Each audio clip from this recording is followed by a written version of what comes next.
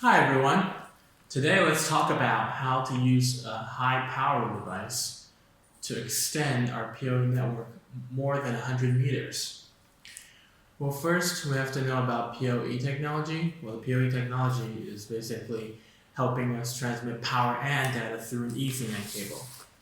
So this will allow us to save a lot of trouble when we're setting up like IP cameras. We don't have to worry about if there's a power outlet near the device. We don't need to worry about if our power cable is long enough. We can just use one Ethernet cable and connect it. It'll solve both power and data issues. And now, since we know that the Ethernet cable, they comply with the IEEE 802.3 protocol, so the PoE can only go up to 100 meters. Then the redundancy is too big of a reduction, and the transmission will be meaningless. So people have been figuring out how to solve this throughout the years. We have been developing our PoE technology. Starting at PoE, we only could have 12, 13 watts at the end of the device, and since we've developed PoE Plus, we can get a reminder of 26 watts, and when it goes to PoE Plus, we can get to 51 watts or even 72 watts if you have the right power supply equipment. And today, we're going to do something and power a very high power hungry IP camera, which is this panel to zoom camera here.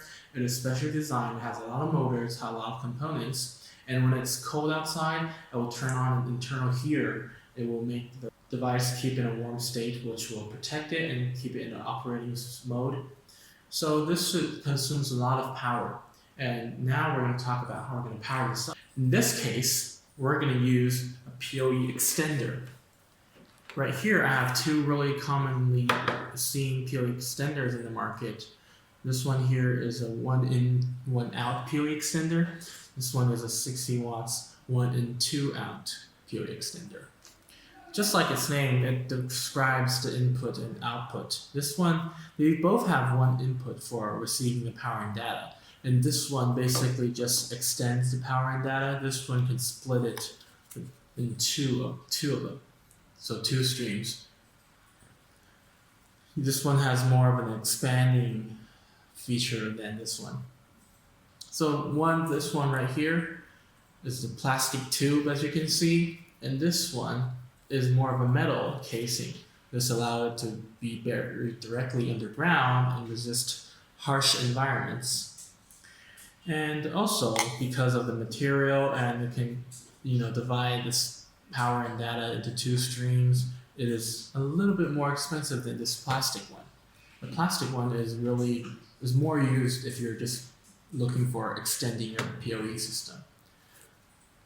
Today we're going to use this 60 watts high power. This means it is designed to uphold up to 60 watts of power at this end. When it outputs it, each of these ports can output 30 watts. So this is more of a, if you have high power devices on the end of your PoE network, you should consider this one. So now let's start connecting all the Ethernet cable together.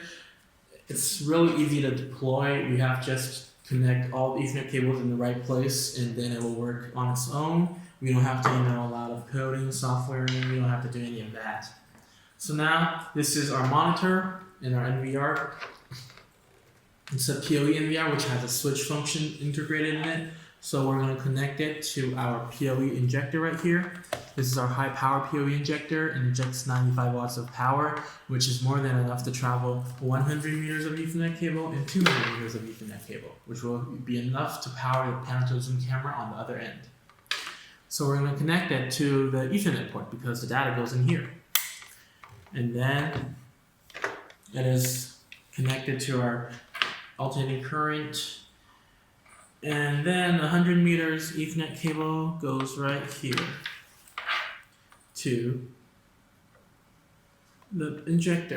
So now the injector is injecting power and data to our Ethernet cable. Really easy to understand. And now I'm going to take my extender right here, and this is PoE in. So the PoE goes in from here, and now it's extended you look at the indicators up right here, we should be getting the power in no time. You can see, and now it's receiving power. That's also a good thing about this PoE extender. They're independent devices. We don't need like an extra power source like our injector, which needs to connect to an alternating current. It will receive power, and that is enough for it to function itself. And then, right here, on two of the PoE out ports, I'm going to connect it to our panel to zoom another 100-meter Ethernet cable, and then on the other end of the second 100-meter Ethernet cable, I'm going to connect it to our panel zoom camera. So now this connection should be complete. Receive the power. You can see the LAN indicators are blinking on this. This means data is transmitting through all these ports, along with the power, of course, because it's PoE.